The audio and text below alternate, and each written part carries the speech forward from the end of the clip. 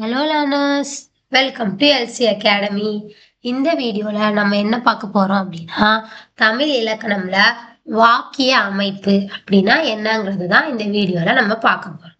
அதுல என்னென்ன வாக்கியங்கள் இருக்கு, வாக்கியம்னா என்ன, அதெல்லாம் தான் இந்த வீடியோல நம்ம பார்க்க போறோம்.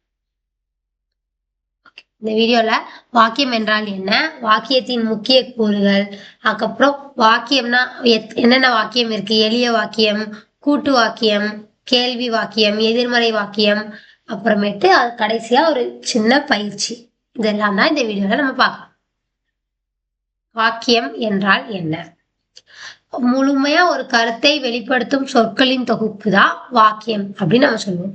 இப்போ நம்ம ஒரு ஒரு வார்த்தையை நம்ம ஒரு வாக்கியம் முழுசா பேசி முடிக்கிறோம் அப்படின்னா, ஒரு ஒரு வாக்கியம் பேசி முடிக்கும் போது அந்த நிறைய சென்டென்ஸ் ஃபுல்லா நம்ம பேசி முடிக்கும் போதுதான் ஒரு முழு வாக்கியமா ஒரு ஒரு தெளிவான ஒரு கருத்தோட அந்த வாக்கியத்தை நம்ம பேசி முடிக்க முடியும். அதுதான் நம்ம வாக்கியம்னு சொல்லுவோம். ஒரு நல்ல வாக்கியத்தின் கூறுகள் என்னெல்லாம் இருக்கணும் அப்படின்னா, இப்ப நம்ம பேசும்போதே அதுல ஒரு எழுவாய் இருக்கணும், ஒரு செயப்படு பொருள் இருக்கணும், தேவையான இடங்கள்ல பயனிலை இருக்கணும், வினை இருக்கணும். வினை இதெல்லாமே நம்ம இங்க இது புரியல அப்படின்னா வாக்கியம்னா என்ன, இந்த எழுவாய், செயற்படு பொருள், வினை, வினை, தேவையான இடங்கள் இதெல்லாம் உங்களுக்கு புரியல அப்படின்னா, இதுக்கு முன்னாடி நம்ம சொல்னா என்ன, சொற்களோட அமைப்புனா என்ன, என்னென்ன சொற்கள் இருக்குங்கிறதெல்லாம் இதுக்கு முன்னாடி வீடியோல இருக்கு. அதை முழுசா பார்த்துட்டு அதுக்கப்புறம் இந்த வீடியோ பாருங்க.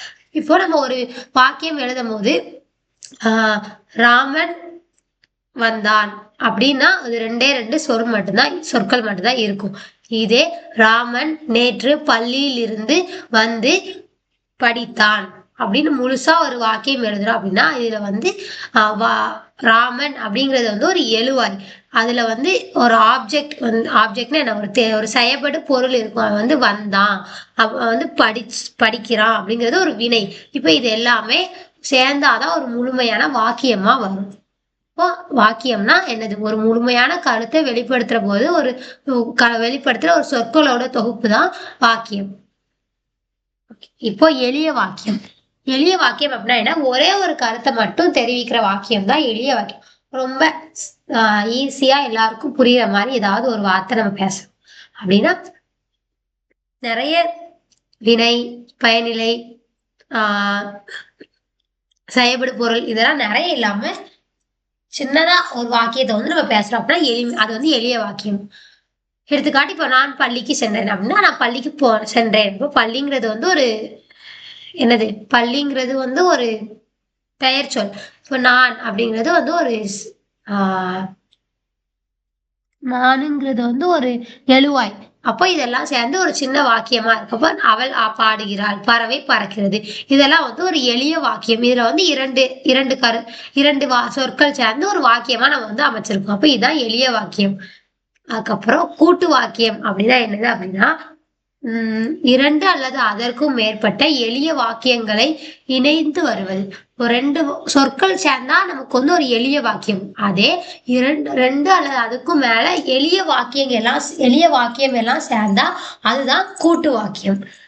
இணை சொற்கள் என்னது அப்படின்னா, அந்த மற்றும், ஆனால், ஆகவே, எனவே, அல்லது இதெல்லாம் இடைச்சொற்கள். இந்த இடைச்சொற்கள் எல்லாத்தையும் சேர்த்து எழுவாய், செயல்படு பொருள், பயனிலை எல்லாம் சேர்ந்து வர்றது அப்படிதான் என்னது அப்படின்னா கூட்டு வாக்கியம். ரவி படிக்கிறான் மற்றும் குமார் எழுதுகிறான். ரவிங்கிறது ரவி, குமார் அப்படிங்கிறது ஒரு எழுவாய். இதுல படிக்கிறானுங்கிறது ஒரு வினை. நம்ம அப்புறம் மற்றும்ங்கிற இடைச்சொல்ல நம்ம இதில் சேர்த்திருக்கோம்.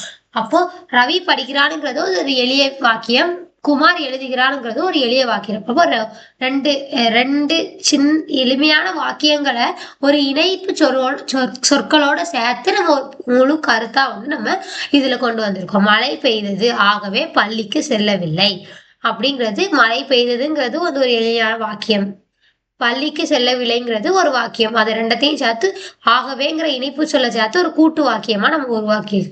அவள் முயன்றாள், ஆனால் வெற்றி பெறவில்லை. அப்போ ரெண்டு சின்ன வாக்கியங்களை சேர்த்து ஒரு முழு வாக்கியத்தை நம்ம உருவாக்கி. இதுதான் கூட்டு வாக்கியம் அப்படின்னு சொல்லுவாங்க. அடுத்தது கேள்வி வாக்கியம். கேள்வி வாக்கியம்னா இப்ப நம்ம பேசுறது நார்மலா நம்ம ஒருத்தர்கிட்ட ஏதாவது நீங்க கடைக்கு போனீங்களா அப்படின்னு ஒரு வார்த்தை வந்து நம்ம கேட்கிறோம். இது வந்து ஒரு எளிய வாக்கியம். நீங்க கடைக்கு போனீங்களா? ஓ, கடைக்கு போனீங்களா? அதனால ட்ரெஸ் எடுத்தீங்க. அதனால் ஆகவேங்கிற ஒரு இணைப்பு சொல்ல சேர்த்து நம்ம ஒரு கூட்டு வாக்கியமா நம்ம உருவாக்கலாம்.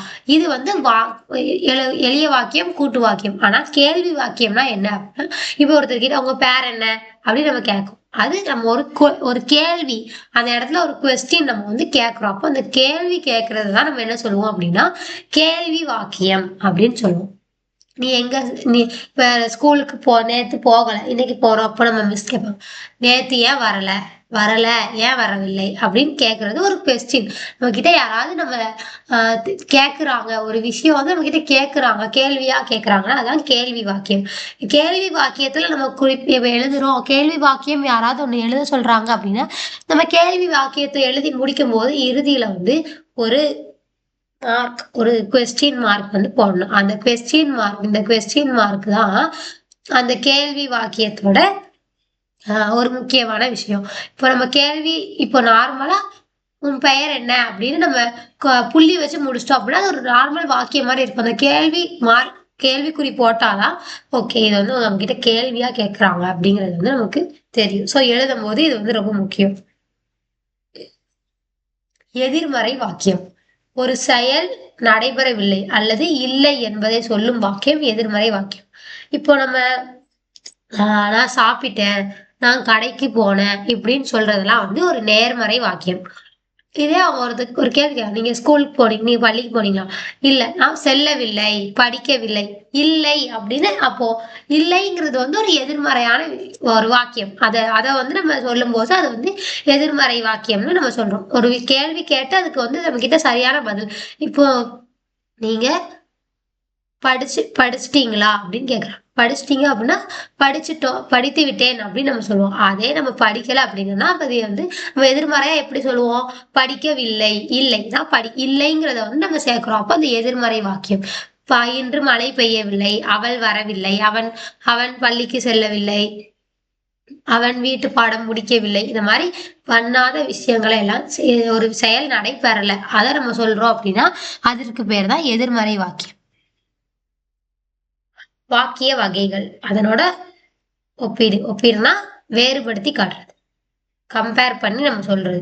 எளிய வாக்கியம் அப்படின்னா ராம் ஓடுகிறான், ஒரு சின்ன வாக்கியம். ராம் ஓடுகிறான் அப்படிங்கிறது ஒரு சின்ன வாக்கியம். ராம் ஓடுகிறான் மற்றும் குமார் நடக்கிறான்.